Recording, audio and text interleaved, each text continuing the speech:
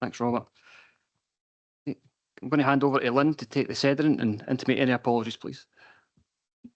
Thank you, Chair, and good morning, members. If you hear your name, can you confirm your attendance, please? Councillor Barton? Here, thanks, Lynn. Councillor McGee? Here. Councillor Friel? I'm here, thank you. Councillor Cowan? Here. Councillor Petermaben? Present, thank you. Councillor Maitland? Here. Councillor Linda Maben? Councillor Lennox? Morning, here. Councillor Crawford? Apologies. Councillor Watts? I'm here, Lynn. We have apologies this morning from Councillors Filson and Councillor Hogg. Councillor Kyle? Here. And I'll call again for Councillor Linda Maben. Thank you, Chair. Thanks, Lynn. Members are going to move on to item 1 on the agenda, and that's any declarations of interest. Don't see anybody in the room or online. Thank you. So I'm going to move on to item 2 on the agenda, and that's the hearing procedure. Lynn, could I ask you to take us through that? Thank you, Chair. The hearing will begin with the Head of Planning and Economic Development or the representative giving an overview of the application. The objectors or their agents will then have an opportunity to address the committee in support of their written objections. Members then have the opportunity to ask any questions on the submissions made. Members, please note that this is not to be taken as an opportunity to comment on the merits or otherwise of the planning application. The applicant and all their agents will then have an opportunity to address the committee in support of the application, and again, members will have an opportunity to ask any questions. Again, members, please note that this is not to be taken as an opportunity to comment on the merits or otherwise of the planning application. At that stage, the hearing will then close. Officers will give appropriate clarification on any matters raised during the hearing, and then the committee will then move to determination. Thank you, Chair. Thanks, Lynn. Members are going to move on to item 3 on the agenda, and that is planning application number 24/0583/PP. That's change of use of land for use as a picnic area and community garden with associated parking, vehicle and cycle, and footpaths that land to south of Smallburn Road, by Muirkirk Enterprise Group. And members, we do have a hearing for this application this morning. I'm proposing that we give 10 minutes for the objector who's going to speak on behalf of all 11 and 15 minutes for the agent, if members are okay with that. Yeah, thank you very much.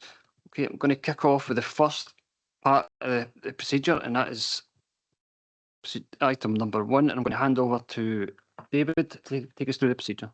The application. Morning. The purpose of this report is to present a planning application for determination, as it has been subject to more than 10 objections and falls to Planning Committee under the scheme of delegation. The application site is located out with, but immediately adjacent to the settlement boundary of Muirkirk. The land is currently vacant and brownfield in nature, having previously been a petrol filling station. The development comprises a change of use of the land to a community garden, comprising parking, paths, picnic benches and a polytunnel. The site and development details are set out at paragraphs 3 to 5 of the papers. Consultation responses are set out at paragraphs 7 to 9, noting that no consultee has raised an objection, subject to use of appropriate conditions. 11 objections have been received, a summary of which is set out at paragraph 11, raising various matters including road safety, contaminated land, lack of toilets, that alternative locations are available and potential antisocial behaviour. 34 letters of support were received, summarised at paragraph 12, with main points being that the development will enhance the local area, was voted for at a community participatory budget event, and potential visitor benefits. I'm just going to share some details of the development for some visual context, if you bear with me.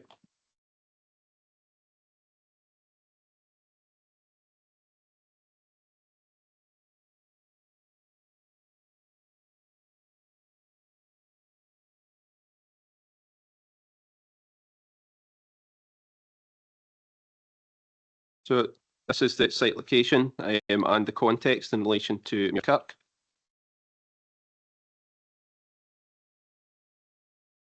The slide shows the proposed site layout and the access and parking off the A76, paths and picnic benches across the middle of the site, and the polytunnel and garden area at the southern part of the site. Existing trees are being retained. and a more detailed look at the site plan there. These are just some photographs for the context of the site and its immediate surroundings, noting the existing access and hard standings and some evidence of fly tipping, which would also be seen at the site visit yesterday that members have attended.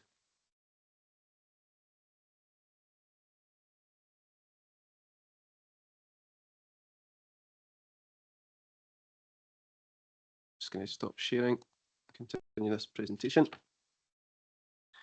Turning now to the assessment, the key matters of interest are set out from paragraph 19 to 44, noting that the principle of such use supported an LDP2 and NPF4 in relation to community wealth building, open space provision and the reuse of brownfield land. The development is likely to improve biodiversity and the nature value of the site. There is no unacceptable impact from contaminated land, noting that environmental health have no objections and that any unsuspected contaminated land can be subject to appropriate planning conditions. There are no unacceptable road safety impacts, with the access largely utilising the existing site access and that appropriate sight lines can be secured and maintained by planning conditions. Development is considered to be an improvement on visual and residential amenity, improving the current appearance of the land and giving the site a sustainable ongoing use. As noted within the conclusions at paragraph 47, subject to the imposition of planning conditions, development is considered to be compliant with the development plan, and other material considerations are generally supportive of the development other than the representations, but the detail of which is not considered to be sufficient to outweigh the findings against the development plan. The recommendation is therefore to approve the application subject to planning conditions. Thank you. Thanks, David. Members are going to move on to part 2 of the hearing procedure. That's where we hear from the objectors who present their objections to the committee in support of the written objections. So I'm going to ask Miss Sylvia Gallagher if you just come up to elect them, please. Thanks.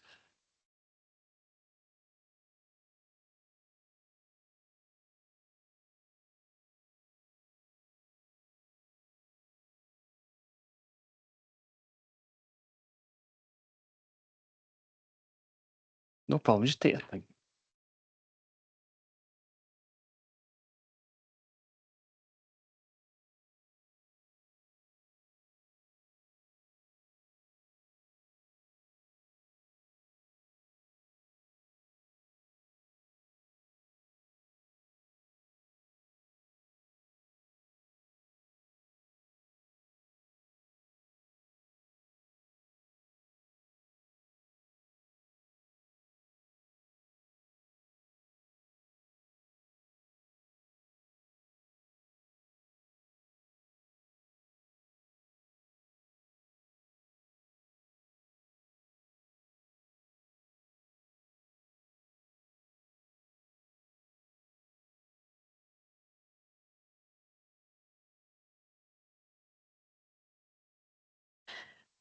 Thank you for this opportunity to speak on behalf of the objectors. I've summarised our objections further to those that have been submitted in 7 minor points. The first one is actually with respect to your conditions. And all of the objectors would like to thank the people involved in creating the planning report, and especially for the 5 conditions attached to it. These have given us reassurances that were noticeably absent from other sources, and we are truly grateful to East Ayrshire Council's planning officers for this. However, moving on to what could become another condition, it's about insurance. Further to concerns about security, neighbouring residents do not feel it should be their responsibility if people using or accessing the picnic stop or items located on the site should result in damage to residents' property. We're talking vehicles, houses, there's a lot of solar panels.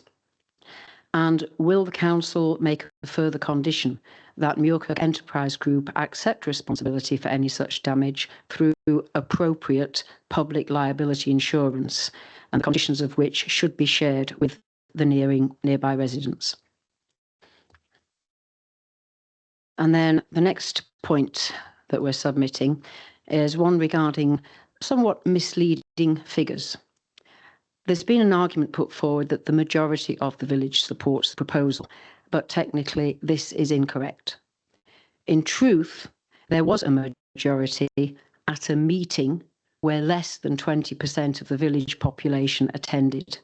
and as such the proposal was only supported by a minority of the village's residents and/or workers. The next one, we're seeking some clarification here. Point 35 in the planning report states that the applicant has confirmed that the underground fuel storage tanks were located out with the proposed site. So to clarify, by importing a layer of topsoil, there will be no groundworks or associated activity that could breach any fuel tanks still in situ. Is this what is meant by the words quoted? Moving on to the next point, which is to do with privacy. Choosing to live in rural isolation, which is technically the status of Muirkirk, as the residents nearest to the site have done, is a conscious choice to live peaceful lives.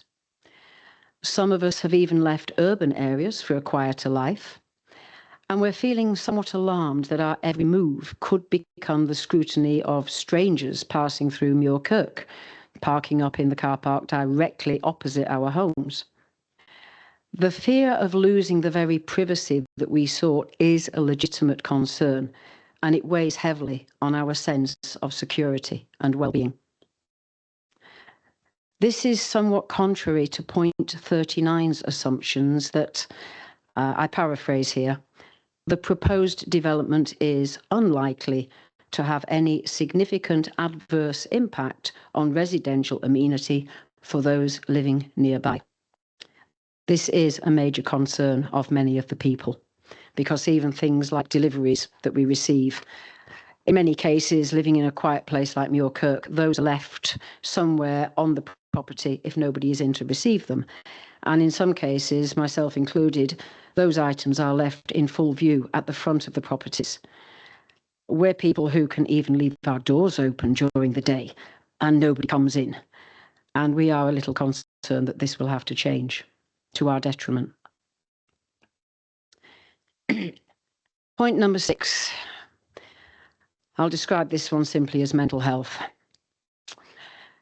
Because despite assertions to the contrary, point 23 of the planning report falls far short of having positive outcomes on community health insofar as the neighbouring residents are concerned. Of the 10 people living closest to the proposed development, all of us object strongly. 6 of us are elderly, 7 of us have recognised vulnerabilities, and all agree that the proposal is negatively impacting their mental health. Anxiety, fear, uncertainty, confusion, mistrust after being lied to about the proposal, and resulting physical symptoms such as insomnia are real issues for residents and have been since the PB event on the 6th of October 2022. This is now made worse by defamatory remarks online, and we're finding it hard to accept such negativity from those who do not understand our struggles. Since Muirkirk Enterprise Group fenced off their property, residents have indeed noticed increased fly tipping on the site, with one resident hearing a van door slam and seeing the vehicle leave very quickly and very late at night. We're talking past midnight here. May we remind all those with an interest in this application that blame only divides community. It doesn't help draw us together. And the last point I would like to bring to the attention of everyone is a strange one: compromise. As residents, as neighbours to the site, we are not against change. We would welcome a plan, one that empowers people to positively impact the environment. Now, picnic sites depend on good weather. So wouldn't it be better to create a green space dedicated solely to nature? because this could offer year-round access, allowing everyone to connect with nature all year round, all seasons. A green haven, free from organised activities, would benefit the community and wildlife. It could also provide better access for those with disabilities or other user-friendly needs. This site has the potential to become a beacon of hope in an area once stripped of its natural resources. Bear in mind the mining activities that went on for a long time. We feel that we all owe something to the future generations to try and restore the flora and fauna that once thrived here. And we believe that by deepening our connection to nature, we can inspire a commitment to sustainability. We feel that sometimes, in order to move forward, we just need to return to simpler, more mindful approaches. And bear in mind that mindfulness, well-being, is often cited in many places today. We ask for some form of compromise, a little give, a little take, on both sides. We've always been prepared to accept discussion, but there was very little discussion.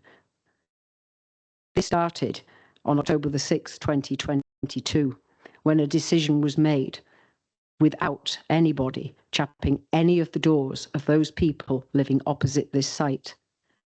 I would ask that there is a question around communication here.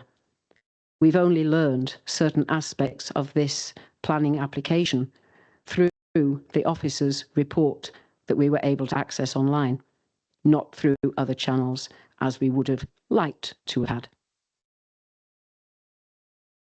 I thank you very much for your time and hope you will be able to consider these. Thank you very much, Mrs. Gallagher. At this stage, what I do is open it up to members to ask you any questions. If it's okay, I'd just like to ask a question first. Members were on a site visit yesterday, and I know in your statement there you said most of these live in the houses opposite. Now, we noticed a lot of fly tipping in the area. Is this quite a regular occurrence? One person did report hearing something very late at night. There are cases where vehicles have stopped. My house is directly opposite. It depends where they stop. My neighbour's house, Tom Bark, he can see the entire site from his bedroom or his living room windows. And when vehicles stop late at night, we're unsure whether or not someone has stopped to use it as a toilet. It does get used as a toilet because there's none in the village, no public loos. But we are concerned that some of these vehicles which have been stopping, and mostly this is at night time, might have been dumping. There's quite a lot of tyres over there. I don't even know why people dump tyres. There's lots of farms in the area and they'd be happy to take them off their hands, but we have had things dumped. Some of the stuff that is over there did belong to the residents opposite because we were only given so much time to remove property from it. And that included a lot of firewood, but it was simply too heavy for us to be able to remove at that point. So there are still some sections of trees. The largest tree on the site actually fell in Storm Airwin. I believe that was totally removed because I understand now that it's the property of Muircook Enterprise Group. They probably sorted that. But yes, there is still some wood over there, which is ours. And there's also one or two pallets, but those have been removed, I think, by Meg as well, because that was to block off one side of the lay-by to stop the big trucks that used to pull in there. And it used to wake me up at 5:30 in the morning when the truck drivers generally move on, hearing the engine starting. So that was something that we did as residents just to stop the large trucks using it. So some of the pallets are still there. Thank you very much. Members, any questions? Councillor Kyle? You were talking about fly tipping. Do you not think it would be members of your circuits doing the fly tipping? At the end of the day, one way you have a fair distance to go to Straven. If you go the other way, you're only 15 minutes to the rubbish tip at Cumnock. So where would you go to get rid of your rubbish? Would you go to Straven or would you go to Cumnock? The other thing I was going to say, you're talking about tyres. You've also got in Muirkirk the Kames racetrack, which are an awful lot of tyres there. Right, I understand where you're coming from on that. Personally, the people that I know in Muirkirk would go up to Scares, the tip just outside Cumnock. As for the tyres, I don't know where they have come from, but obviously they could use those at Kames because there's lots of tyres there for the racetrack, which does suggest that it is out with the village because anyone in the village would have known about that. But at the same time, I don't have any vehicle details to find out which vehicles and where they're registered to. I myself have seen one, and that was a transit-sized van that stopped. And again, that was after dark. So to be honest, I don't know if it is anybody in the village. There could be people in the village who want to cause problems for certain people. I don't know. I couldn't even guess at the intention behind this. No idea at all. Thanks, Neil. Any other questions? Good, Lennox. Thanks, Chair. Thanks for your presentation. That was informative. Excuse me. I was just wondering, having seen that site over several years, of late it's been cleaned up and it is looking a bit tidier.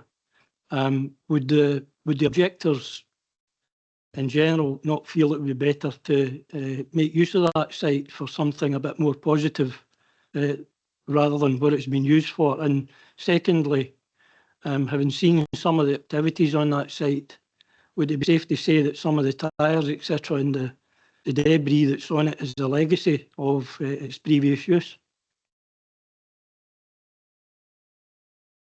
Well, to answer your first point there, and bear in mind I do have a bad memory, so I might need to ask you about the second.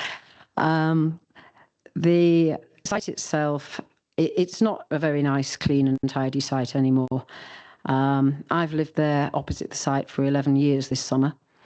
And I can remember in earlier times, there was no litter picking. I'd go out there with one carrier bag and I'd have to go back to my house for another one or even two to pick up the litter that gathered under the trees there on the site. And I have also even picked up, I know what half-mil syringes look like because I have type 1 diabetes, but these are the syringes that are often used by drug addicts. And I've even picked up some of those with uncapped needles on them. So this is what it used to be like a few years ago. That was while the site was still open at both ends, so people could drive in and out. In more recent years, yes, it has been used by residents, but not the residents opposite. It seems to be exclusively pointed at the residents opposite. But we understand there are some people in the village who might have had vehicles which they needed to have stormed, a statutory off-road notification, but they don't have anywhere to park them off-road. So they have brought them down here where they can wait until they have the money to be able to fix those vehicles. Not everybody has enough money to maintain vehicles as and when it's needing maintenance. So it has been used by various residents, but these are generally the poorest of the residents in the village. You mentioned a second point there. Apologies, the tyres, etc., that are currently on that site, do you feel that that's perhaps they're there because of the legacy activities on the site? It is a well-remembered site for what used to be there. It was the Aird's Moss filling station. That was its name. And I know a photograph was sent where you saw the building right behind that, and there were further buildings to either side of it, even where the Masons' land was. The rookery, I believe, was in that area. It may be that some people who have been in the village for a long time remember that, yes, it used to be a filling station. I understand that even vehicle repairs were done on that site, and it may just be that it's the first place that people think of. With regards to Kames, it would make sense to take tyres up there, but maybe it's just that little bit too far. I know if you're driving and you've got tyres in your vehicle, it's not far at all, but it's a lot easier, especially if you can just drive in and straight out, to just drive in, empty whatever rubbish you've got and go out again. But there's been a lot of stuff on that site over recent years, and it would appear that the residents opposite are being blamed for all of it. And as I say, there has been defamatory remarks made online about that, stating that it is the residents who live opposite. So I would ask for circumstantial evidence before remarks like that are made, but it's been done now, so we won't dwell on that. Thanks, Mrs. Gallagher. Any further questions? No. Well, thank you very much for taking the time to go through your objection and answering the questions. Thank you. If we just ask you to return to the gallery, please. Just want to say thank you to all the members present and to the officers for their hard work. Thank you very much.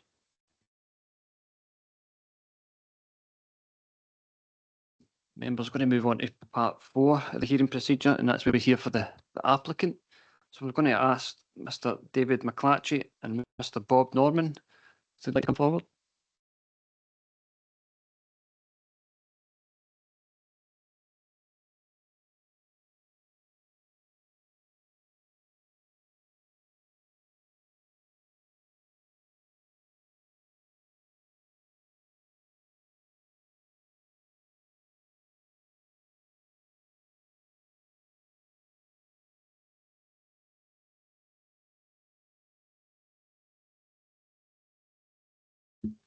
Good morning. Yep, just take your time. You've got 15 minutes. Thank you. Don't think we'll need that somehow or another. Anyway, the history of the site. So how this came about was that around the end of 2020, 2021, the site had been, as was touched on earlier, it had been previously a filling station site, which had been demolished after closure. The site had been cleared, and for about 25 years, the site was relatively tidy. 2020, 2021, it suddenly became a car scrapyard overnight. Loads of scrap cars, repairs on site happening, fires going, gas bottles lying about, oxyacetylene bottles, petrol, diesel, all lying about the site, fires going, as I said earlier. So the Community Council, of which I am the chair, we started receiving loads of complaints from members of the public, people at my door complaining about the site, because the site, as I said previously, had been relatively clean and tidy for 25 years or thereabouts. So we obviously took this up with the council. Councillor Roberts also confirmed that he'd received numerous complaints about the site. And because of the fact that it was confirmed that the council didn't own the site, they were in a position that they weren't able to do a lot about the problem, other than they reported it to the environmental health people, of which they said they would make moves to get the place tidied up. Fair to say that never really happened, and we continued to get complaints. So we moved on from there to start looking at the ownership of the site, and we eventually tracked it down to the site was owned by QLTR, who I had never heard of, I must admit, at the time. But QLTR confirmed that they did own the site.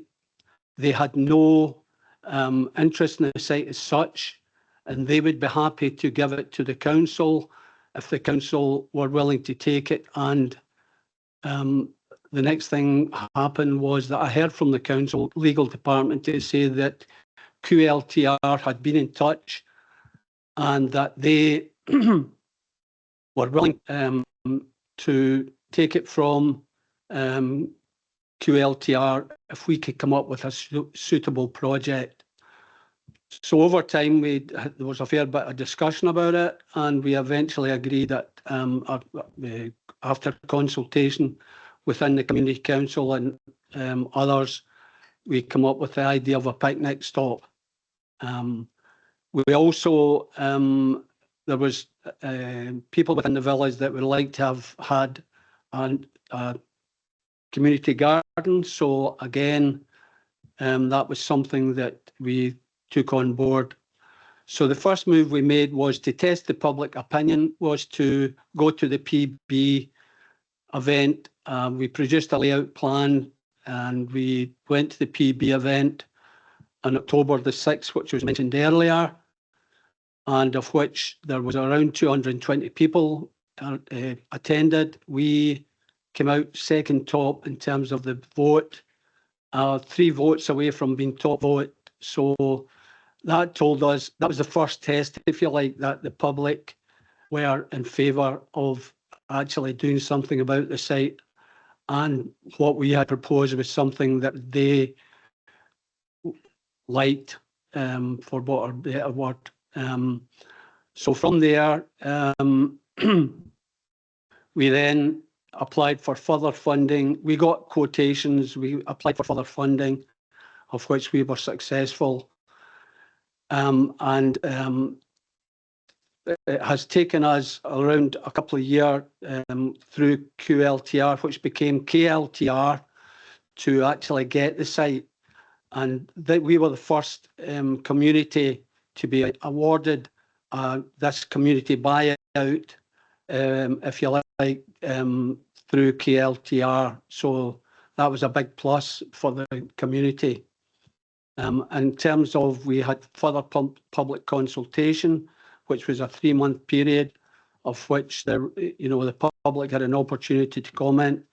Overwhelming support, I would suggest, from the public for the project, and we were finally actually acquired the site in August last year, and since then it has been a matter of going through the planning process, and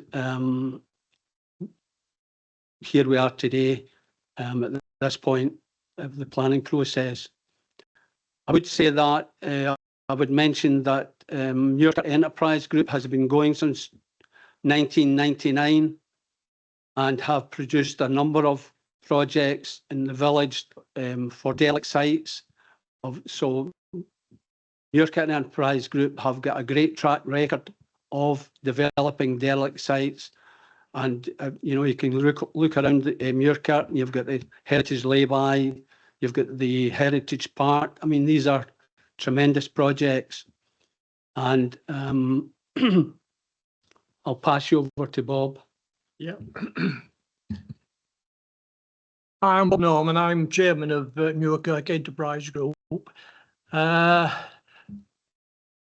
it came about, the disused garage became a tip, a dreadful tip, and it was the community people that approached community council to begin with, of the eyesore that it was. They wanted something to do with it. So that's where it started. Community council started because of the community complaining. It came down to Muirkirk Enterprise Group to take it on, which we did. And that's where we are now. And then we've had backing from the community for what we've been doing and everything else. We listen to the community and we take it from there. So we're hoping, we are hoping that we can go forward and create something again that's good for the community.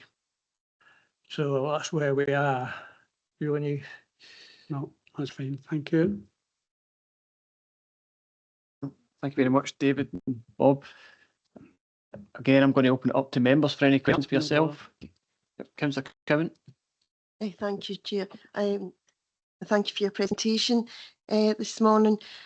We've heard about the issues with the fly tipping and the state of the site, and I see that the officers' papers have a condition for an ongoing plan for maintenance and management of the site. Could you give me a quick description of what that plan would entail?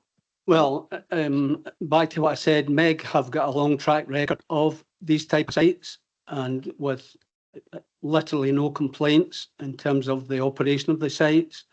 We would, part of the conditions is that there is an actual large bin there, sited there. We, at the moment, if we take how we operate at the skateboard park in the village, there's a weekly inspection of the skateboard park, and we've a record a weekly record of the inspection. So any rubbish, any issues with the glass, breakages, etc., they're all dealt with. We would see that site being operated in a similar fashion. I'm going to bring in Councillor Maitland, but see, can I just ask you to turn your mic off and you're not, it's just so the video follows. Councillor Maitland. Thank you, Chair, and thank you, gentlemen. Mrs. Gallagher asked about public liability insurance, and you mentioned the skate park there. Do you have public liability insurance, and would that be extended to cover the garden and picnic tables? Thank you. Yes, all of our sites are registered with our insurer.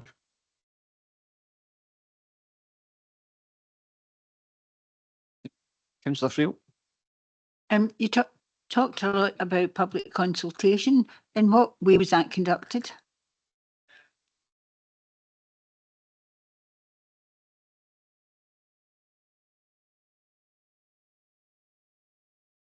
Part of the consultation was done through the council when the council had to make the decision through vibrant communities to decide whether in fact the site was this was between QLTR and the council with regards to taking the site on.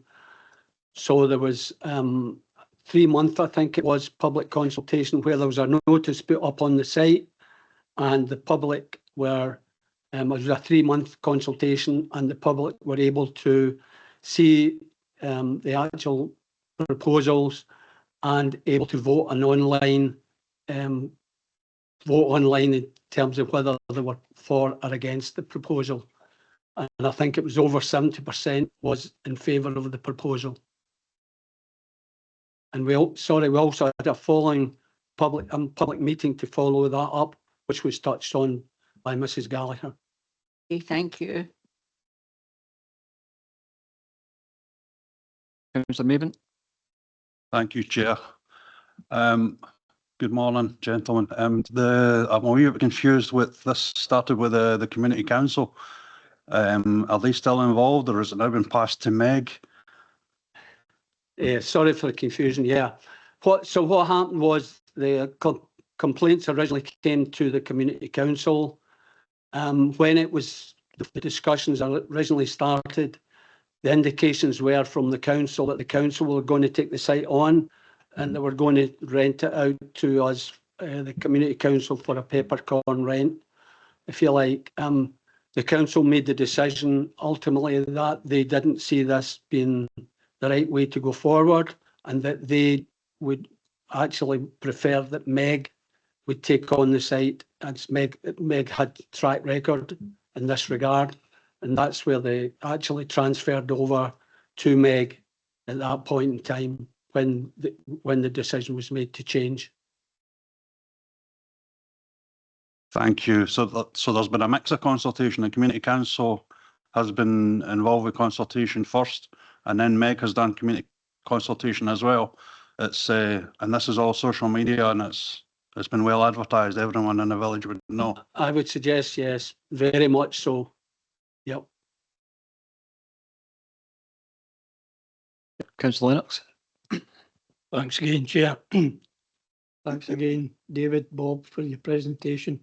Mrs. Gallagher made some mention, there was some criticism levelled at the organisers, yourself, Meg, that there was lack of engagement with the residents across for the site. Would you accept that criticism and think that perhaps something better could be done in the future? Well, actually, when it all started, the properties opposite that site were all given posted a letter explain everything that we were going to do. It was I actually posted it through every individual letterbox, so that group of properties I knew got information rather than just rely on emails or anything. I actually posted information of what we were doing through the letterboxes, so no, they definitely got information. Just to follow up on that, did any of the residents that got that letter get back in touch with you to have any questions or concerns at that point in time? None that we're aware of. Okay, thank you. Was any further questions? I don't see anybody in the room. I don't. Nobody online. Thanks very much, David and Bob. If you just return to the gallery. So members, at this point, I'm going to close the hearing and I'm going to hand back over to David, who's going to cover any points raised during the hearing or any points of clarification. Thanks, Chair. Not too many, just a handful of things. I know Mrs Gallagher had raised the point of the public liability insurance and asking for that to be a planning condition. I know there was some clarity given by the applicant, but that wouldn't meet the tests of any planning conditions. It's not something that would be appropriate to be attaching to the consent itself. That's for the landowner to sort out, but by the sounds of it, they're already aware and covering that. There's a point about the potential for breaching the fuel tanks that were associated with the petrol filling station. I'd like to believe that they're not within the site. However, Environmental Health have raised no concerns about the tanks. And given the nature of the development, there's not any significant degree of excavations likely to be associated with this proposal. So I would expect that there really should be no risk there.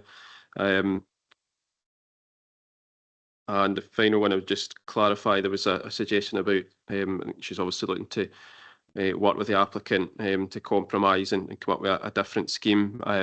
Ultimately, that would be for the applicant and the objector. We have to determine what's in front of us, and the scheme is as presented.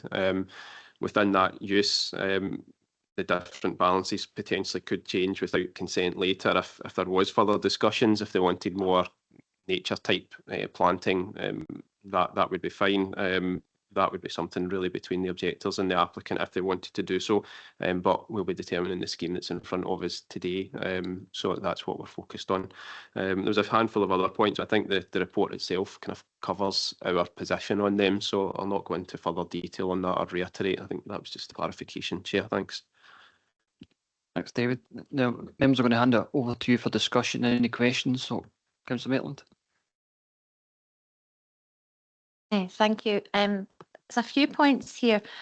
The plans aren't fully finished, and Mrs Gallagher talked about compromise and privacy. So could that be incorporated into the cars, low screening in front of the cars, or something that would be acceptable to the neighbours directly across? And also, what about overnight stopping caravans, etc.? Would they be allowed? Could they be discouraged?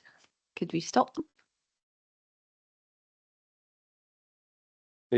Yeah, on your boundary treatment one, you'd seen in the site visits a low wall at the moment. If members felt that there needed to be some sort of fencing or other boundary treatment there for privacy grounds, you'd be entitled to seek that through a planning condition. Our view is that that's not necessary. There is the separation distance of the road. There was a long-standing use across the road as well. I don't think in itself that this raises particular privacy concerns. Having development on either side of the road is quite common, and there's always going to be a degree of overlooking and privacy impact.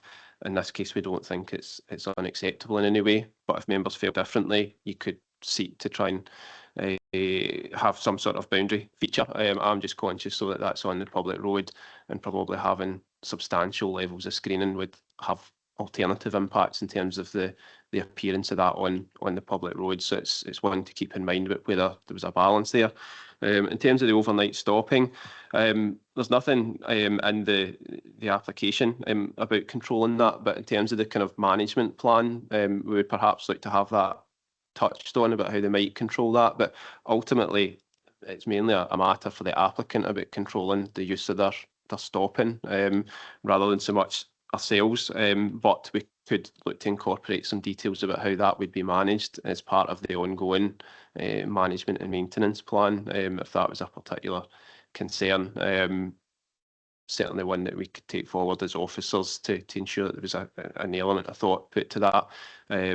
But yeah, there might be different ways of controlling it through that plan. So that's a suggest.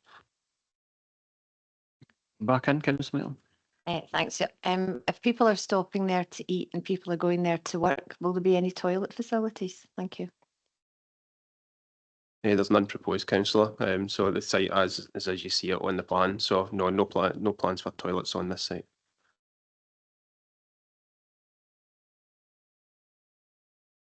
Any further questions or points of clarification? So, members, he's ready to go to determination at this point.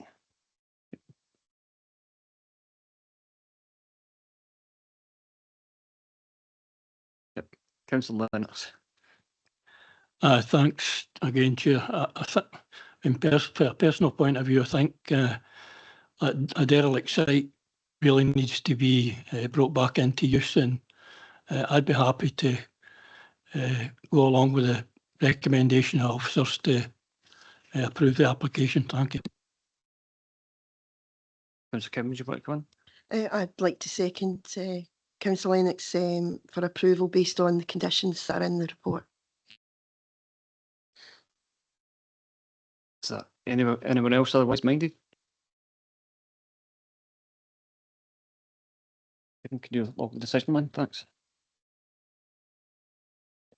Thank you, Chair and members, to confirm that the application had been approved, subject to the conditions and for the reasons detailed in the report. Thank you. Thanks, Lynn.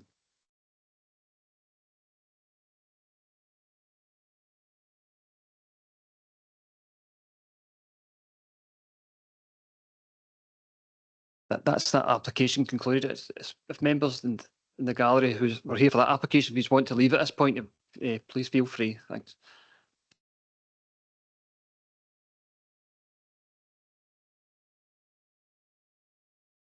Okay, members, moving on to item 4 on the agenda, and that is planning application number 23/0211/PP, and its erection of 2 new dwellings with associated car parking at linear development adjacent to existing cluster of properties at Sonhill Row, Galston, Ayrshire, by Mr. James Gibb.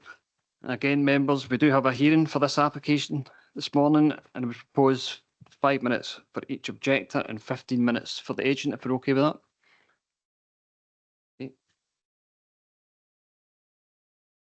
Okay, the first part of the procedure, I am going to hand over to Fiona Finlay. Thanks. Thank you, Chair, and good morning, ladies and gentlemen. Full planning permission is sought for 2 detached 1.5-storey 4-bedroom dwellings at a site adjacent to the Thornhill residential area outside Galston. Details of the proposed development are outlined in paragraph 7 of your paper, starting at page 18. Members also had the opportunity to attend a site visit this week to review the application site, its context and surroundings. If you can just bear with me, I'll turn to some slides for you and see if I can just hopefully share my screen.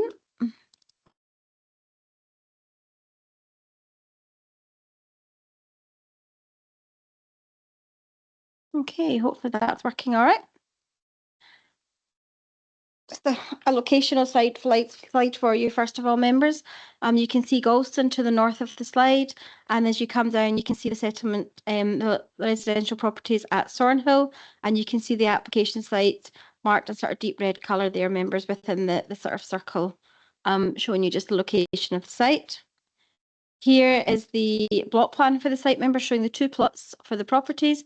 You can see the visibility displays either direction, and you can see to the side of the site the residential properties at Thornhill itself.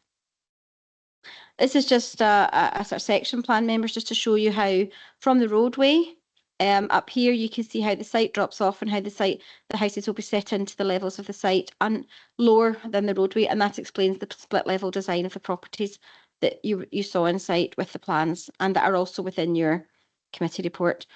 This plan is also in your committee report, members, and shows you the 2 properties here. The property first up the top of the site on the left is the existing property, and then neighbouring the site, and then on the right hand side you have the 2 properties, residential properties that are proposed. A detail of the design of the properties for you, members. You can see the parking at Lord Road level and then the lower level for the properties themselves. Floor plan members, just to explain the floor area for you. You can see ground floor and first floor. And you can see how that they're being split level, that I suppose you've got your bedrooms in the lower ground, and then your main living accommodation day to day is as you go in the door at the top level of the house. Just in terms of the LDP members, quick detail just to confirm that the site's within the road protection area and the site is just within the red circle indicated there. Some photographs for you members now. This is just standing at the site looking north towards Galston. You can see the existing nearest property just to the first house on the photograph. It's just looking sort of over the site members, just where the first plot would be, and that's the neighbouring property to the north. Again, just looking over the site from the roadway. A view across the site from the road. Again, just a view across the site members. And that's us. So I'll stop sharing for the moment. If anybody wants me to share again, please just let me know. A summary of the consultation responses are outlined in paragraphs 14 to 18 at pages 21 and 22 of your report, and we have no objections as a result of the consultation process. You will note, members, that we've had detailed discussions with both SEPA as National Flood Prevention Authority and with ARA Flooding as Local Flood Prevention Authority in terms of flooding matters, and that's all detailed within your report. A summary of the points made in the letters of representation and objecting to the application are outlined within your report, and these primarily relate to flooding concerns. Planning Scotland Act requires that planning decisions are made in accordance with the development plan unless material considerations indicate otherwise. The development plan members for East Ayrshire comprises the East Ayrshire Local Development Plan of 2024, known as LDP2, and National Planning Framework 4, known as NPF4. Primary issues in the assessment of the application are listed in paragraph 23 on page 24, including issues such as principle, flood risk, residential amenity, rural landscape impacts, biodiversity and trees, developer contributions, climate change, transport and other matters. Overall, the principle of this residential development can be supported under the LDP2, as the proposal would comprise development within an identified cluster, which is known as Thornhill, specified within the supplementary guidance for housing in the countryside. Post-development is of an appropriate size and siting in relation to the site itself, and the role of neighbouring residential development. In terms of design, the proposal also complies with LDP2 as housing in the countryside and is appropriate to the design of that area. In relation to flooding matters, additional technical information has been submitted, and following further detailed consultation with SEPA and ARA Flooding, these consultees are now satisfied and the proposals can be considered to comply with the LDP2. Of the 13 objections that raise material planning considerations in the overall assessment of the proposal, these are not considered to be of sufficient weight to suggest refusal of the application, and the primary planning issues within these objections have been addressed via the detailed discussions and consultation with the relevant flood prevention authorities. The proposal is acceptable in terms of a small-scale development in general terms and be appropriately cited in relation to neighbouring development and local topography. The design and scale of the massing and the massing of the two dwellings is appropriate to the character and vernacular of the rural area and surrounding land uses. There will be no unacceptable adverse impacts on the established levels of residential amenity. The use of planning conditions would ensure an enhanced level of privacy and boundary treatments with the use of natural planting and screening. And in conclusion, the proposal is compliant with the development plan overall. The application is therefore recommended for approval subject to the conditions within your report. And back to yourself, Chair. Thank you. Thanks, Fiona. Members, the objectors couldn't be here today, but Mr. Jim Davidson has submitted a written report that Lynn is going to read out for us. Unfortunately, we won't be able to ask questions at the end of this. So. Thank you, Chair. Members, Mr Davidson writes, we remain strong in our belief that no further developments should be permitted at Thornhill Row until the flooding issues have been resolved. To grant permission without resolving the flooding issues is giving approval for houses to be built in an area which SEPA has indicated is susceptible to flooding. The applicant has confirmed that the planning permission is to assist in the sale of 2 plots of land with flooding issues which have been advertised at £70,000 each.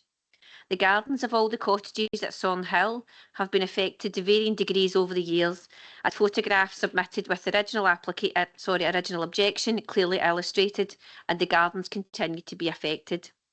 The amount of topsoil washed into the burn from the gardens over many years is considerable, and the erosion of the banks of the burn caused by the flooding has also affected a number of gardens at Thornhill. SEPA appears to have accepted that floodwaters, which overwhelm the septic tanks at cottages 4 and 5, is acceptable, as they have apparently withdrawn their objections.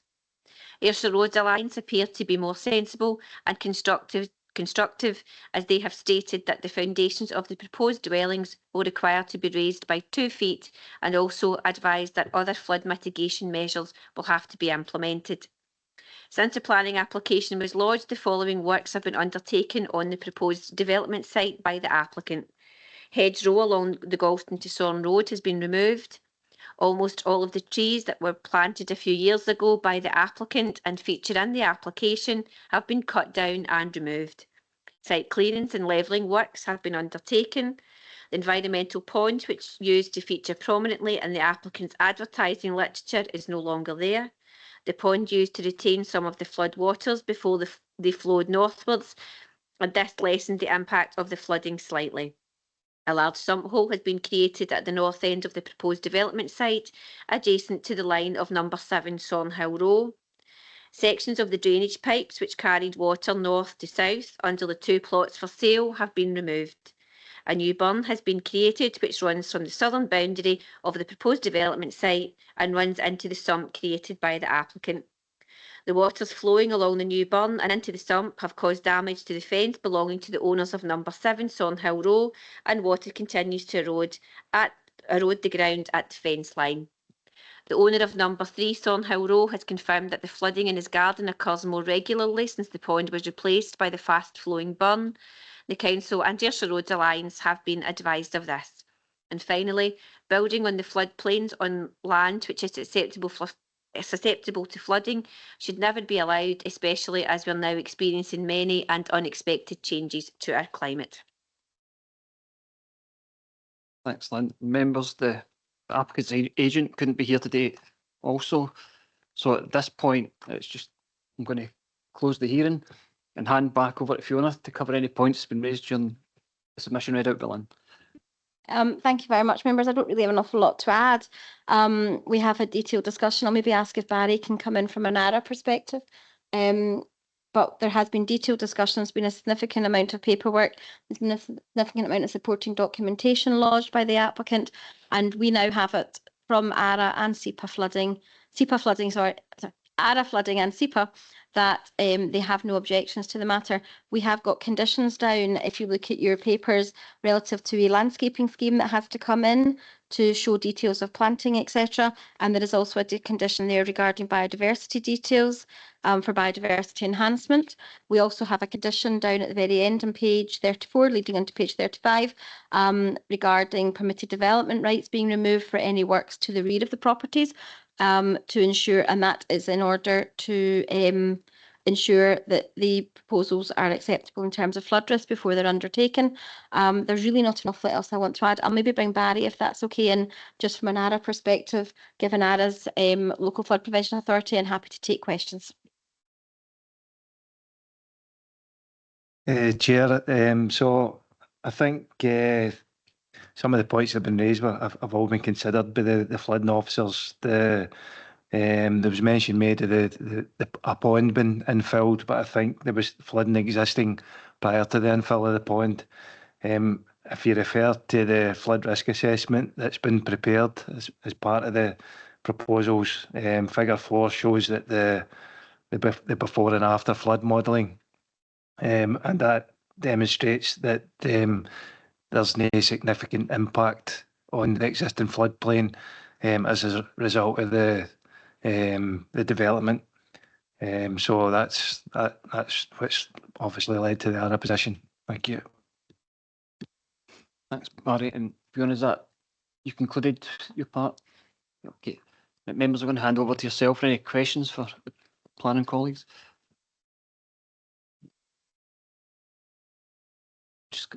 I think the site visit yesterday was well worthwhile. I think that the property adjacent, it kind of clarified how the ramp system would work and where the parking would be for me.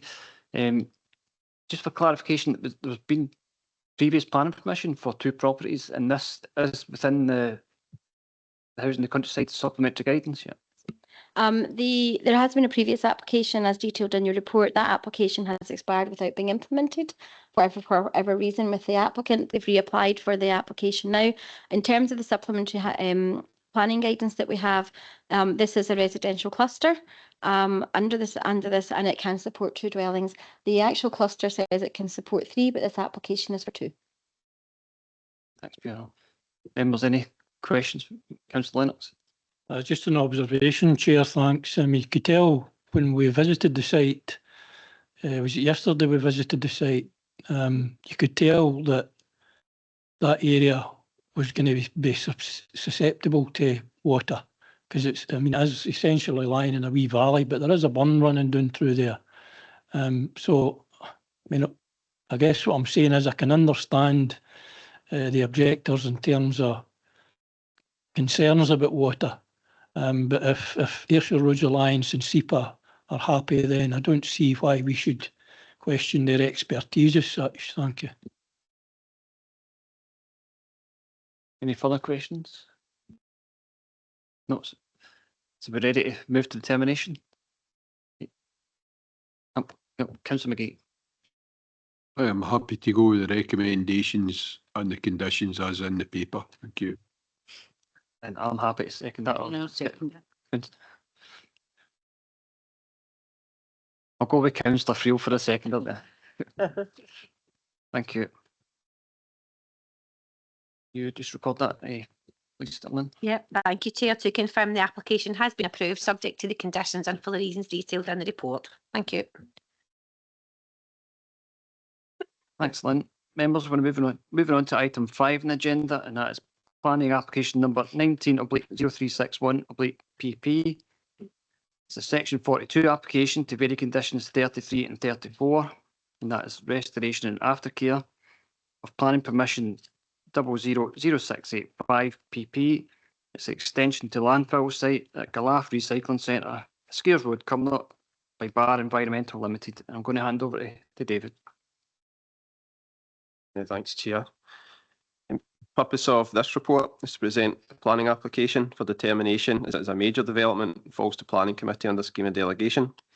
The application site is located about 1 kilometre east of Scares and has been operating as a landfill since the early 2000s, which it ceased operation in late 2021.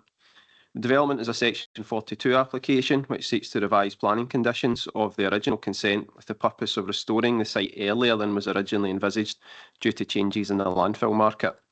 This would result in a revised restoration profile for part of the site, as less landfill material has been brought to the site than was originally planned. The site and development details are set out at paragraphs 3 to 18 of the papers. Planning history and the background to this application are noted at paragraphs 19 to 21, with this section 42 originally seeking to extend the lifetime of the consent, and which was considered by Planning Committee and was minded to approve, subject to conditions in a legal agreement. That agreement was not concluded, and in the intervening time period, the applicant requested the application be sisted to allow them to review the revised market conditions and legislative situation for landfill. Having done so, the applicant has amended their application to bring landfilling at the site to an end and to restore the site early. I'll share a few details just for your understanding of the site.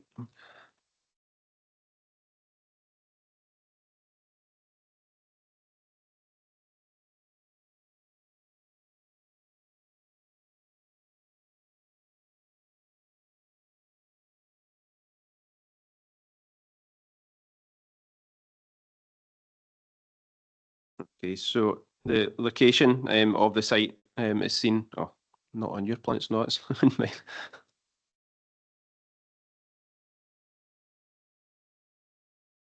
Right, so this is the wider site context and located on the former open cast workings, which is east of Scares and southwest of Cumnock. And the site in a wee bit more detail just there. This slide shows the main part of the landfill area, with landfill and subsequent restoration across the northern and central parts of the site already complete, and the area in the south hatched yellow being the main area of revised works to be completed. The area to the northeast is now in the hands of the council as a recycling centre. This slide and the next are site sections. So this is just for context. It's essentially the same plan, but showing where the sections are. So you see primarily the key ones to look at is the long section, which is A, that runs right north to south through the site, and C, which cuts across the corner at the bottom of the site, the diagonal. So I'll show you how that looks here. So the long section, which is A, you'll see the two different colours on the plan. So that shows the difference in the expected contours. So we had expected the yellow contour, which is essentially the upper line in most of those drawings. That was the original restoration profile when the landfill would have been completed. And the proposed contour through this application is in green. So you see in the top one there, that the majority of the yellow and the green lines match as they come across the northern and central parts of the site, and then the southern part of the site you see the dip in the green, where previously that would have continued on to match into the edge of the site. That's more pronounced in section C at the bottom, which is across the area that they're primarily looking to change. So that would have been expected to have been quite a few metres higher than it will be left. So there will be a change in the profiles. This is the expected restored site, comprising substantial boundary planting, some revisions to levels at the site edges to tie in, and planting around the lagoon area, and general seeding of the remainder of the southern part of the site. These are just a handful of photos that were taken on the site visit. You see the kind of former open cast works here. So this would have been part of the area where landfill would have been put. But this is the area that the applicant's now looking to restore without landfill going in. And on the right hand side of that photo, that's the edge of some of the landfilling that has taken place. And you can see the machinery associated with that. And just looking towards the site edges. So this area will be essentially kind of graded to tie into the edges of the site, so that it's a smoother transition to the site edges that will then be planted and returned to a better condition. This is the lagoon as currently situated on the site. There'll be some works here and additional planting round about the edges of this, which will reduce the lagoon in size slightly and create a more long-term sustainable wildlife location. So this is essentially the large part of the site where landfilling would have taken place, but it's now not. And this is just on the western side of the site towards some of the areas where tree planting and so on would take place. Just to the right of this is the main landfilling areas. And that's off towards the edges of the site where some planting is taking place and that will be reinforced by others. Just stop sharing here. So turn now just to the assessment. Under section 42 is a matter of the conditions which require to be given consideration, as noted at paragraphs 26 and 27. The key matters of interest are set out from paragraphs 30 to 54, noting that the principle of restoring a landfill is fully supported and expected through LDP 2 and NPF 4 policies. There is detail setting out the restoration proposals and aftercare that the applicant looks to bring forward, and whilst different from what was originally envisaged, is in itself acceptable. The early discontinuance of the landfill and subsequent restoration helps to address climate change by minimising carbon emissions. The revised planting measures are significant biodiversity improvements over the open cast and landfill use, with the perimeter woodland planting offering connected nature networks, and overall it results in a similar area of woodland planting to the original restoration plans. Whilst a new landscape profile will exist in this area, it ties with the surrounding levels and is appropriate to the wider landscape of the area. The existing financial guarantee is more than sufficient to cover remaining restoration, subject to revising the existing legal agreement to reflect this revised proposal. The revisions to the conditions proposed by the applicant are largely sensible, but would benefit from some further revisions to reflect anticipated timescales for restoration and to which the applicant is agreeable. As noted within the conclusions, the revisions sought through the application are considered to be acceptable and secure the appropriate restoration of the open cast and landfill site. The development is considered to be in accordance with all relevant policies of the development plan, subject to the imposition of revised planning conditions and modification of the existing legal agreement.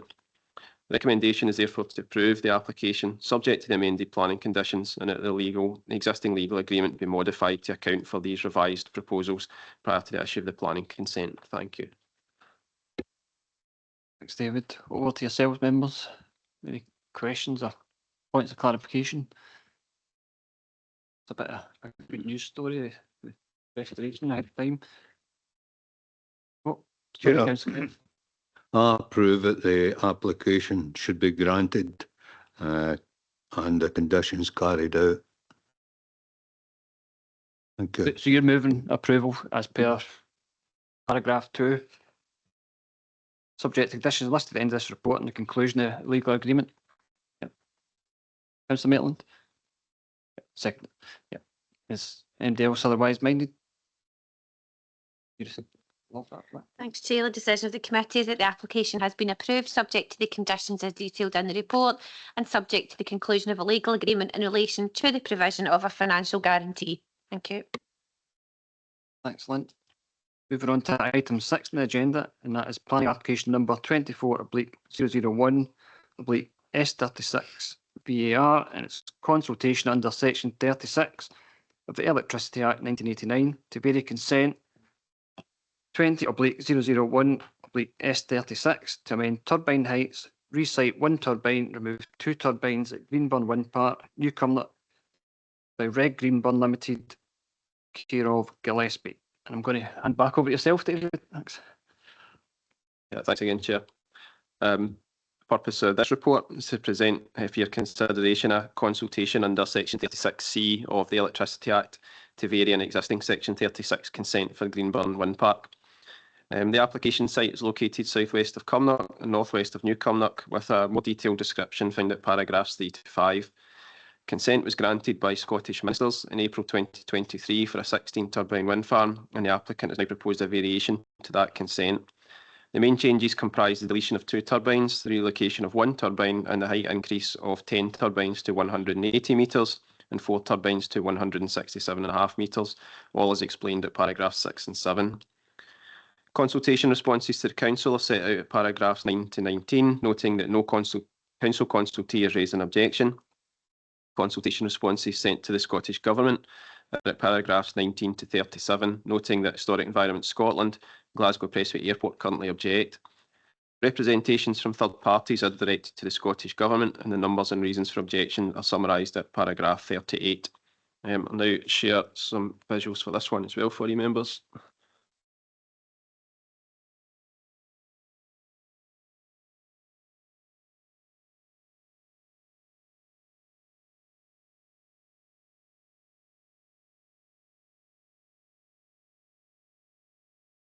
So the first couple of slides are for site location and context, just noting the location in relation to the main settlements.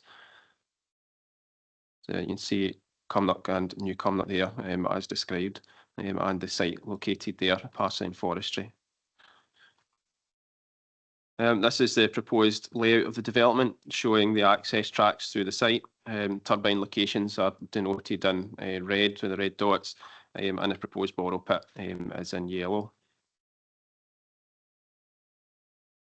This slide is the development blade tip zone of theoretical visibility, which is the bare earth model, where if there was no intervening buildings or vegetation, these are the locations where you may see the turbines. Visibility, each ring on the map is a 10-kilometre distance from the site, with the purple colour, which is the predominant, showing where between 12 and 14, or most of the development, would be theoretically visible. This slide is a comparative ZTV, taking turbine visibility of both the consented and the varied schemes. So the green colour is where the maximum turbines, or the vast majority of turbines in both schemes, the consented and the varied, would be seen. So you'll see that predominantly it's the same locations. And the additional areas are shown in blue, so they are primarily off to the west, north and southeast at reasonable distance from the site. So the varied proposal introduces fairly limited additional locations where you would see turbines. So now just taking you on to a few of the viewpoints just for context. This slide is from the Lochside Hotel, approximately 3.75 kilometres distant from the site. You see the existing view looking across the loch there, with the turbines shown in red on the wire line underneath. And that's the turbines shown in the photo montage from that location, shown just beyond the horizon there. This slide is from Butte Road in Cumnock. It's approximately 5.4 kilometres distant. Again, the existing view above the houses towards the hills behind, and showing the wire line with the theoretical visibility of the turbines below, and the photo montage from that location.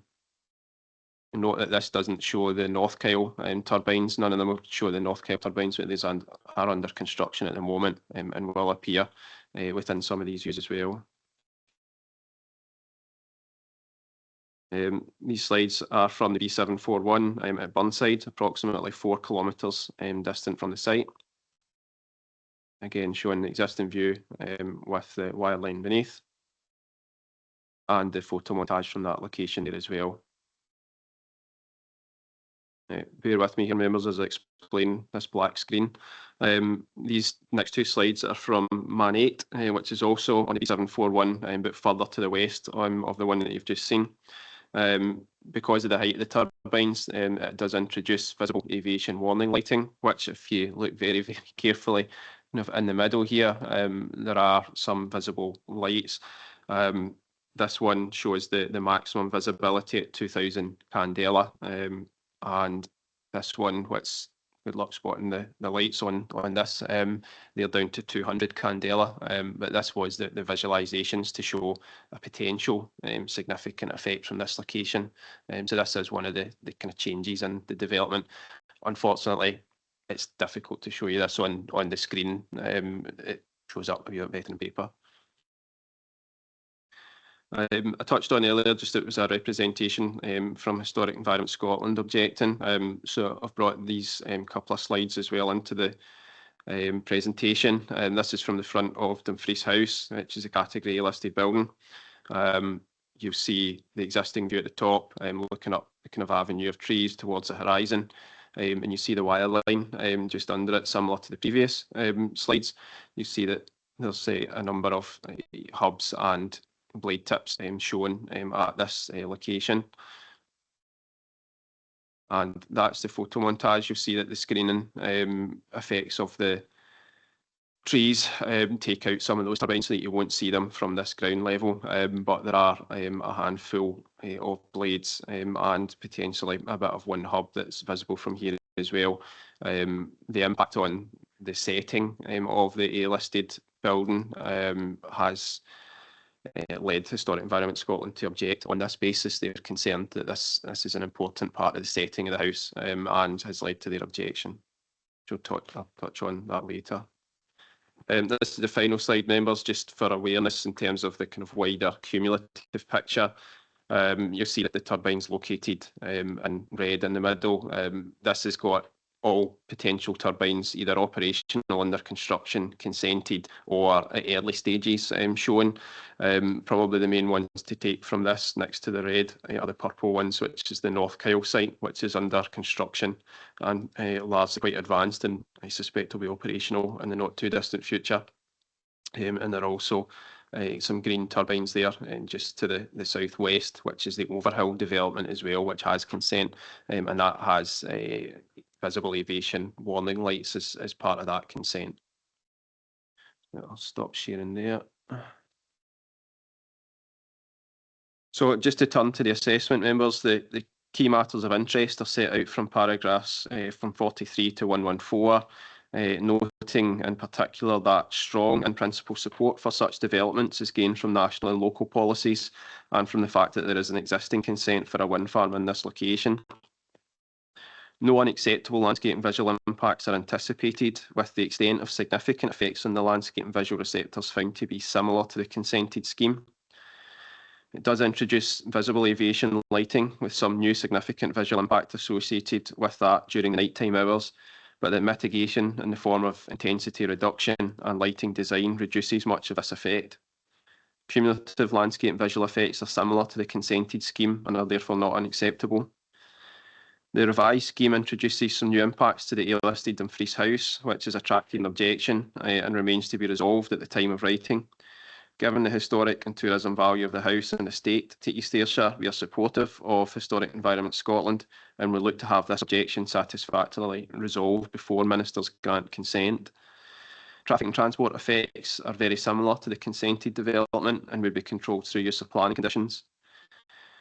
Natural heritage effects are largely acceptable, although Nature Scot has suggested revisions to account for a hen harrier nest standoff distance, but has not objected in this matter.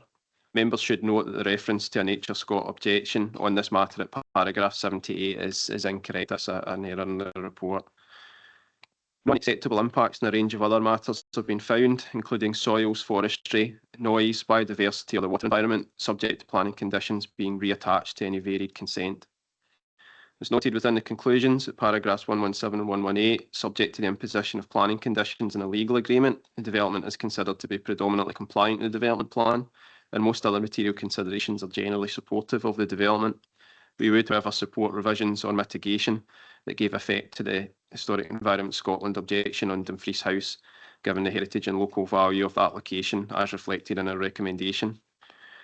Legal and financial risk implications are set out paragraphs 119 to 124, noting that the applicant would be expected to enter into a legal agreement with the council to secure a planning monitoring officer and a financial guarantee, a process which would continue as they are already in negotiations to conclude such an agreement following the first grant of consent by ministers. It's noted that should the council raise an objection to the development, this could trigger a public local inquiry, and participation in such a process would be necessary. Finally, the detailed condition wording that should be sought, including amendments to reflect the as varied development, are set out on pages 72 to 107 of the papers. Thank you. Thanks, David. Members, over to yourselves for any questions. Yep, I'm going to bring in Councillor Cowan and McGee. So, Councillor Cowan first. Thanks. David, I want to focus on the Nature Scotland concerns about the hen harrier roosting sites. And I know that it's only 2 turbines, and they're suggesting maybe a bit of flexibility there on 250 metres. Is there any flexibility there? And I know the report says they're in consultation and they're speaking to the applicant. But if we were to prove it today, would that close that down, or is there opportunity to have some flexibility in the conditions? We got a wee bit more clarity on this from the applicant after the report was substantially complete. So there is a bit more detail around about this. So the Nature Scot haven't objected, and I understand that there's a kind of a broad distance between like a kind of minimum and a maximum, and is what they've suggested is the maximum distance. But where the turbines that are relevant here are located are the exact same location as the consented development, so they're not getting any closer to that nest than what already has consent. So we're not the experts in that matter. Ultimately, I believe that the applicant is speaking to Nature Scot about that, but it will come down to ministers to make that call. But from our perspective, given that there's no more significant effect than what was already found to be acceptable, we think that that's a reasonable position. So we're not looking to kind of come in on the back of that to particularly support it.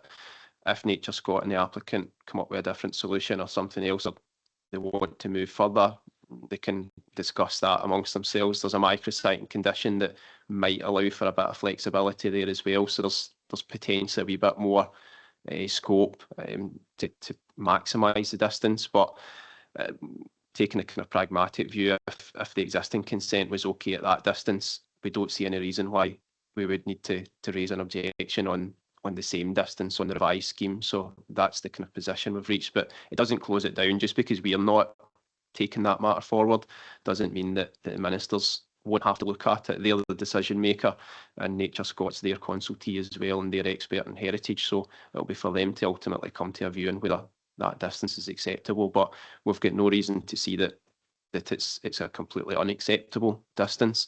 But further discussions, I'm sure, would take place. But yeah, our decision here today doesn't close that down. It doesn't. It remains open. We're only a consultee, so we put our position in, as have the other consultees, and ministers will need to consider all them. David, Councillor McGee, then Councillor Wallace. Again, we're just here to talk about the merits of what's before us, but to me, we've already got a proliferation of wind turbines. Is there a tipping point for us as a council where we've got just too many of these things springing up? And I'm wondering, how would we decide that? Or could we decide that? Again, that's maybe no specifically for this today, but I thought we'd ask the question because they seem to be, we've mentioned another site, Kyle, that there's some of them still to can be erected, and this just seems to be growing and on and on. So I'm just wondering if we can answer that. In the widest sense, there's not a clear-cut answer to say when is too many. The approach is not to put any blanket bans in place. We're not allowed to do that under planning policy. We have to basically take each scheme on its own merits. So if a particular scheme or schemes are found to be unacceptable, assessing that one against the baseline and the other turbines, then cumulative impact is a potential reason to either refuse or to object. But there's not a kind of an ability to introduce a general blanket ban just to say, well, we've had enough. Each case has to be treated in its own merits, and that's the approach that's been taken by the Scottish Government. It's not got a kind of designated area within plans to say that this is where they should go and not out with them. It's quite a generous land use planning regime for renewables, as we've probably talked about before, and the strong weight that it attracts. So there probably is a tipping point in some areas at some stages, depending what schemes come forward. But it's not just a general blanket, this area's had enough. We have to assess each scheme as it comes forward. But within doing that, we may find that a scheme is unacceptable. So it's almost a continuation of how we do it at the moment of, we'll bring each scheme to you, we'll give you a recommendation. But obviously, as more and more schemes come forward, there is the greater potential for more substantial cumulative impacts that may lead to different recommendations in the future. But we don't know that until we've assessed each scheme. So hopefully that helps. It's maybe not the answer you may be hoping for, but at the moment it will be that we'll bring each scheme up and we'll assess that on its merits against all relevant matters, including the cumulative impact on landscape and visual and any other matter. Come back in, John. Yep. I know, I was just looking for an answer, David. Ken, I wasn't looking for one that I liked or one that I didn't like. But I would just, so it would be the planners that would bring it to your attention, or when the say it's site X come up with another 20 turbines and yous are saying, I Ken, that's acceptable. It would be for us to say the cumulative impact was too much. That's kind of clarification I'm looking for. Essentially, yes. And each scheme comes forward, we'll give you a recommendation, whether it's to object or to not object, and we'll give you the advice on what we think the main issues are. Cumulative is an important issue. There's certainly a number of schemes. There's more schemes to come forward. We'll make an assessment of it, and it may be either we think it's okay or it's not. Members have got the same judgment to make as well. We put a recommendation in front of you, but you have your own judgment to make as well from all the information that we'll provide, that the applicant submits, and from site visits and so on. It will be a matter of assessment and weighting about whether you think something is acceptable or unacceptable, but we'll always give you a recommendation, and we will always assess whether we think the cumulative impact is unacceptable, and if it is, then that will be reflected in the papers to you as they come forward. Just on your point, Councillor McGee, you know, there is work being done at a national level on this. Some people would say it's a bit late in the day, but it is being done at present because East Ayrshire is not the only council that has been really impacted as well on that, and Scottish Government have now sort of realised that they need to produce some guidance on that. So yeah, your point's very valid. Parliament. Yeah, Councillor Watts. Thank you, Chair. Yes, I mean, I welcome the fact that we are reducing the turbine amount by 2 in this area, and I also welcome the fact that there'll be less tree felling within the plan that the developer is putting forward. However, I would just make the point that, you know, as a ward councillor, I share historic Scotland's concerns upon the effect of the 4 turbines to Dumfries House, and I do hope that between the developer and themselves that we manage to get some form of resolution, because Dumfries House, as you know, an A-grade listed building, needs to be protected, not just for the Cumnock and New Cumnock area, but for East Ayrshire as a whole. So that's just the point that I would make. You know, I do have concerns with the effect that it has on Dumfries House, but I do welcome the reduction of turbines within this area. Thanks, Councillor Watts. Have you got any comment on that, David, or just no? No. They're just going to touch on seeing the recommendation. Just when Councillor Watts brings that up, the wording in our recommendation. What kind of strengths behind that, David, in terms of if we're letting Historic Environment Scotland kind of fight that in their behalf? We're just noting it in our recommendation. We kind of thought carefully about just how to word this, about whether we would come in with an outright objection to support Historic Scotland, or whether it'd be better with a slightly more nuanced position. And we went with the latter, where we are supportive of the Historic Environment Scotland position. We do recognise the importance there, but what our position is that they're the experts on the historic environment. They are ministers' main experts. They don't raise objection lightly, so it is a matter that the applicant will need to engage on, and that ministers will need to grapple on. I'm already aware that the applicant is in discussions with Historic Environment Scotland and the Dumfries Estate as well. I understand about potential mitigation. Ministers will need to grapple with this. If the objection remains, it could end up at public inquiry. So we're keen to show that we're concerned enough about the issue that we'd be keen to support Historic Environment Scotland, and really the recommendation there is to reinforce to ministers that we do see that being an important issue, and that we support the Hayes position, but stopping short of us being essentially joining shoulder to shoulder with Hayes on it. We think on the wider basis of all the things that we're looking at, that shouldn't be for us to lead an objection on.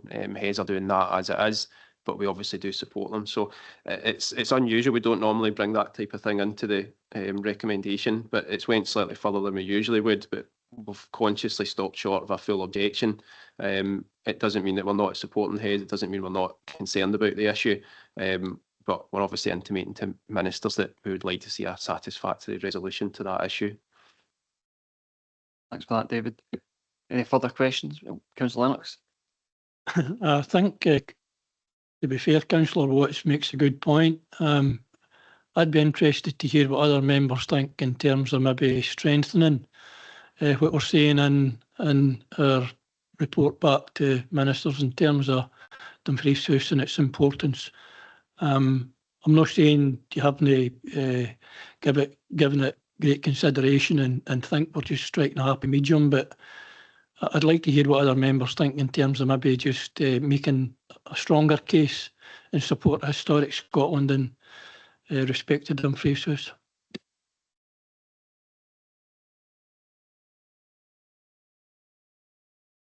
Have any other members got any thoughts on that? Or?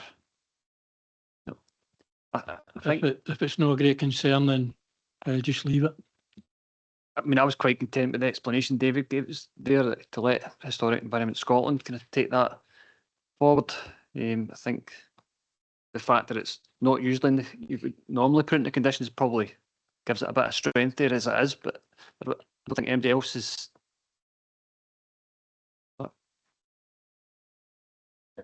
Right, in terms of the report, I think it's fairly strong. Like if you go to paragraph 59, planning authority agree with Historic Environment Scotland, there will be an adverse impact on the setting of the property.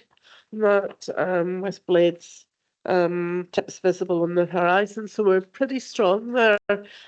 I don't know if there's any merit, and I'll take guidance from David here, whether we put that sort of wording into the sort of recommendation of what goes to the ECU on that, just to strengthen that sort of, that resolution. Although our recommendation to you is a summary, our consultation response is actually the committee report. So they have the whole thing in front of them, so we make it clear that the whole picture is there. So they actually need a whole consultation because they lift a lot of things that we say, so it helps them to do reports. So they do read it all, they are aware of what's in there.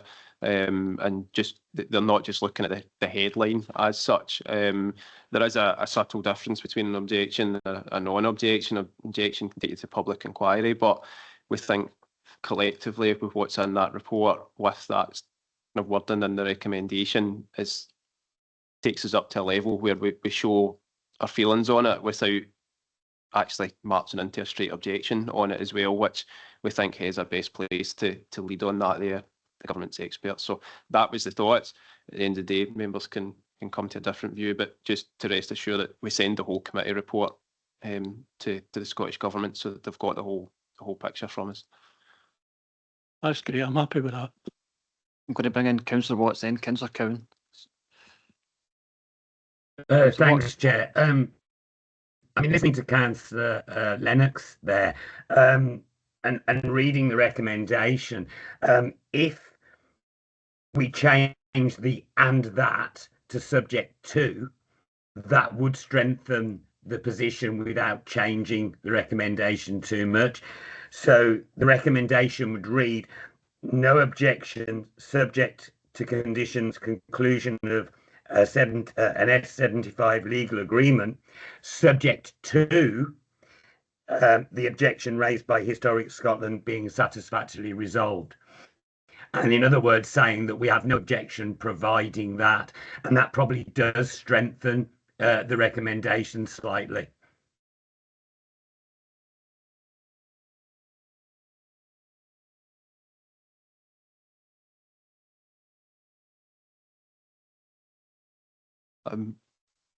Subject to what members think, my reading of it, it's essentially the same thing. The kind of what we're putting across is the same. If members feel that that wording would be better, no problems. But from my perspective, it's essentially the same. But I'm happy to take members' views on that.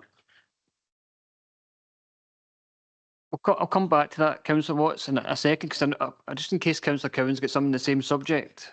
Just bring it. It's the same subject, but I was actually just going to say I was content with the recommendation. I feel it's clear and concise. And as David has said, the supplement details are there in the report, but I've also got no strong feelings if we want to change one or two words in it, as long as it doesn't lose the overall meaning. I don't know how everybody else, I'm quite happy just to put that as an additional word in it, subject to. Councillor McGee. I'm happy to go with the paper as written. I'm more concerned with the hen harriers, to be honest. Thank you.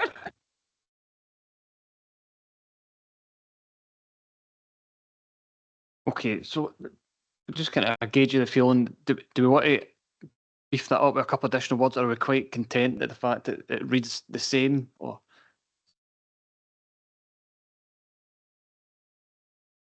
Councillor Watts, I don't think there's any kind of strong feeling within the chamber to change it. So I mean, I think, as David explained, it's pretty I much the didn't have same. a chair. I didn't have a view. I mean, I was happy with what was there. It was just from what Councillor Lennox was saying about strengthening, and it was just looking at it, and you could strengthen it slightly with just changing those couple of words. But I have no view either way in that. I think it does say very similarly the same thing. Yeah, I agree. So, members, is there any further questions? Or... Yeah, Councillor Lennox. Sorry, Chair, I wish I hadn't opened my mouth now. I'm happy with the wording that as is, thank you. Thanks, Councillor Lennox. So, if there's not any further questions, members, recommendations in page 50. Paragraph 2, no objection, subject to conditions, conclusion of a S75 legal obligation, and that the objection raised by Historic Environment Scotland be satisfactorily resolved. To be happy to approve. Yeah, can you record that one? Thank you. Yeah, thanks, Chair, and hope I get this right, members. The application, the committee have agreed that they have apologies. The decision of the committee is that there is no objection to the application, subject to the conditions as detailed in the report, and conclusion of a Section 75 legal obligation, and the objection raised by Historic Environmental Scotland be satisfactorily resolved. Thank you, Chair. Excellent. Okay, members, moving on to the final item on the agenda, and that's compliance, monitoring, enforcement update of projects. I think this is an additional one that members we had asked for. We'll note we'd moved to 6 monthly reports, but in these 3 specific topics, we'd asked for more information. So I think it's back to yourself, David. It is, and the members have not got a speech written out for this one. I'll just talk you through it so that you know where it's at. So in January, there was the 6 monthly compliance monitoring report was brought to you, and members look to have 3 sites come back for an interim update. So this is the interim update from that. So just taking each of the sites, the first one, paragraph 4, was Bridge House Hill Road, which is a housing development. There's been some issues with this site, essentially caused by the builder entering administration, which has delayed finalising a lot of the works. Since the planning committee, officers have met with the developer, and also they have been on site with the new agents that have been appointed by the site owners, which is Cunningham Housing. So the major issues from the site are summarised at paragraph 5. So we've got a missing footpath link in the northwest corner, some site levels issues, landscaping, play equipment, topsoil store left in site, and the clearance of the former compound. So each of those issues is set out in turn at paragraph 5. So under part A, which is the footpath and the levels, we're waiting on some survey work coming back because there is a difference. That information has been received just in the last week or so and is under review. So I've not got any substantive update on how much that information resolves the matter, but they've certainly been engaging with us and they've brought some information to us to try and start that process. Landscaping wise, there's some issues there just about the contracting and some legal issues round about that, and it's with the owner's lawyers as they hope to take that forward, and they'll update us in due course, but I've had no substantive update on that just yet. But you'll note that just in terms of the timings, it's likely to be the end of the year when the next planting season commences before we'll be able to have a lot of that resolved. The play equipment has been discussed between the new agents and Cunningham as well. And in terms of the topsoil store and the compound, we understand that these are located on land out with the Cunningham Housing's ownership. So we've had to try and pursue who the right owner is of that so that we can work out how to get that resolved. So we're waiting on that playing out as well. So we have had some positive meetings in progress, albeit very little on the ground change at the moment, but with a builder entering administration, this is going to be challenging. It's going to take a wee while, but we have got a positive relationship with Cunningham and their new agent, and they're keen to engage and get a resolution. So that site will move forward as more information comes in and some of the clarity gets brought into the ownership and different things. Just to go into the Kilmarnock South battery energy system, so not far away from the Bridgehouse Hill site. This site had quite a significant number of compliance issues around about traffic movements. The good news here is that really for the last number of months, this site's been one of the better ones, been fairly compliant. We've not had any real complaints, and certainly none that are specific to the site.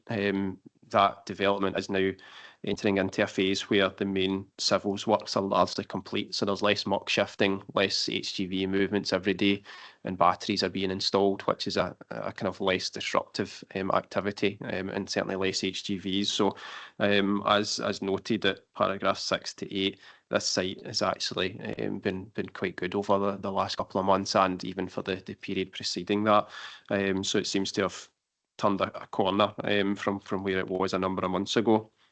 The final one that was on the list was the Afton Braes Rig Road development. So the site had consent for a number of houses, most of which have largely been completed, but there remains a number of outstanding matters to be completed, and we had been engaging with the developer with limited success on some of those issues, and there was also a compliance issue around about a large mound of soil, and it was located just out with the application boundary, in which had then, following some enforcement action and action by the landowner there, had all been shifted either into the site or to the railway in site as well. So since the last meeting, we've determined a number of outstanding applications to discharge conditions, things that were hanging about and not really going anywhere with lack of progress to clear all of that down. We've also had officers go and measure levels at the site on a couple of the main areas. We've established that the levels on some of the areas are higher than they should be. And in relation to the railway in site, which was not Rig Road, the soils came from there.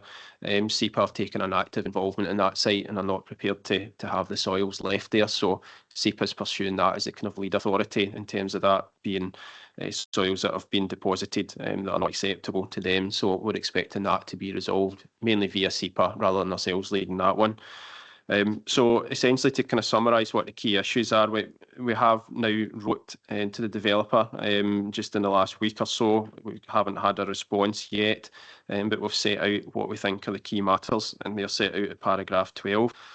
So it's the unauthorised deposition of the soils and the difference in levels at some of the open space areas within the site. Just for clarity, it's not all of the open space areas that have levels problems, but certainly big chunks of them do. So we're looking to have a resolution to that. There's some non-compliance with approved plans about a link road that goes through to the Homehead Hospital site. The applicant or the developer had submitted a non-material variation looking to change that to a footpath link only, but that was one of the applications that was determined, and we've refused that change, and we're looking to have the existing plans put in place and that link road put back in with the various work round about there.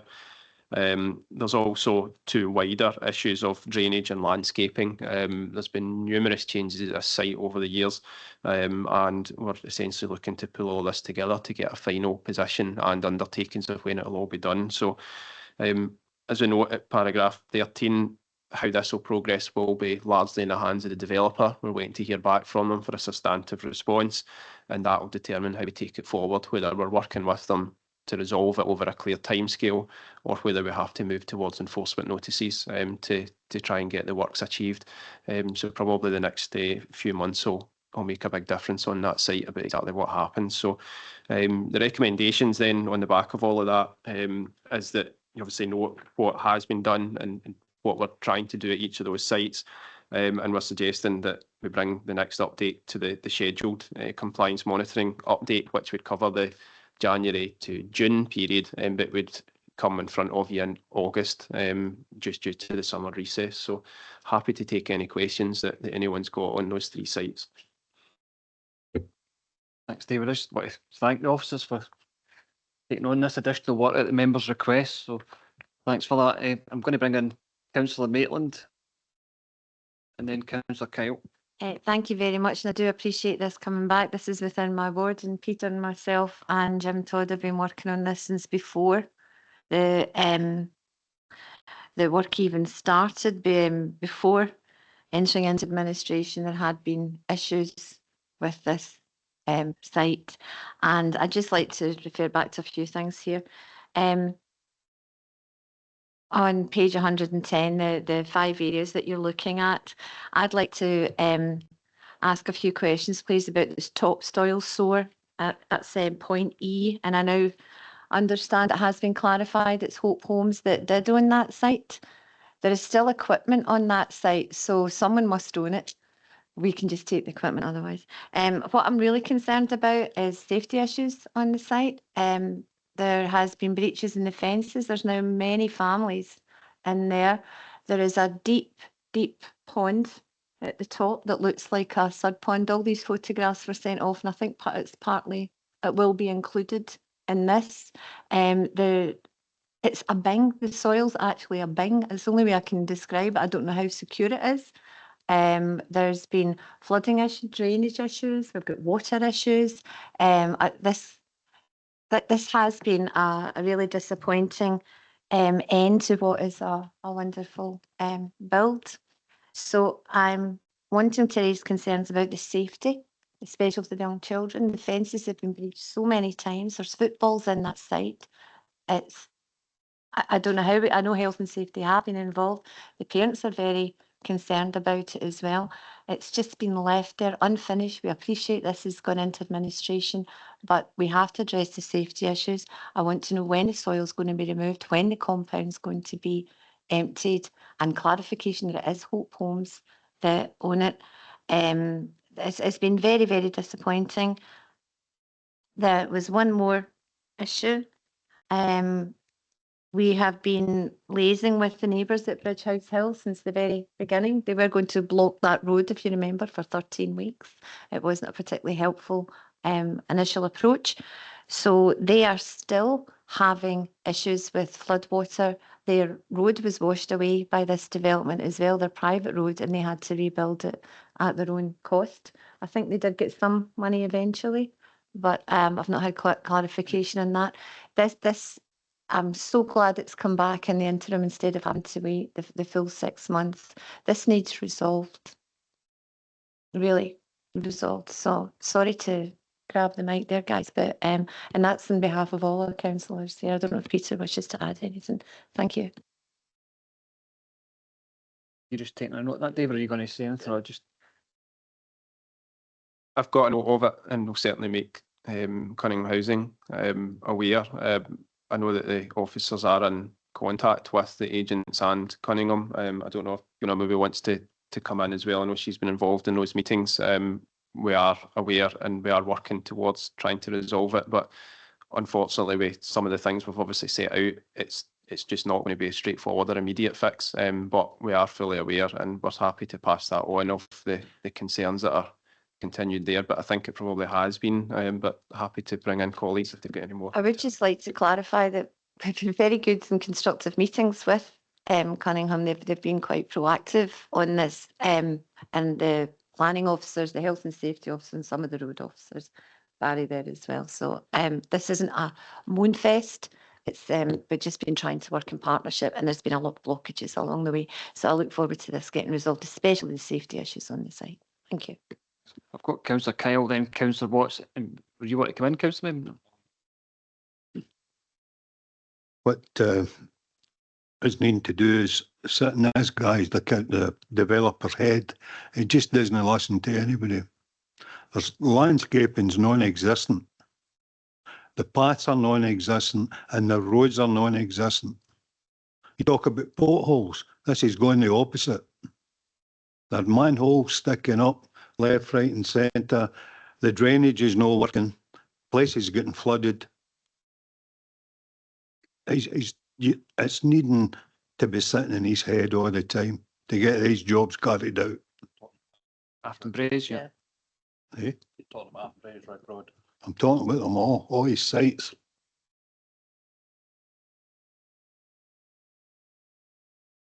Thank you.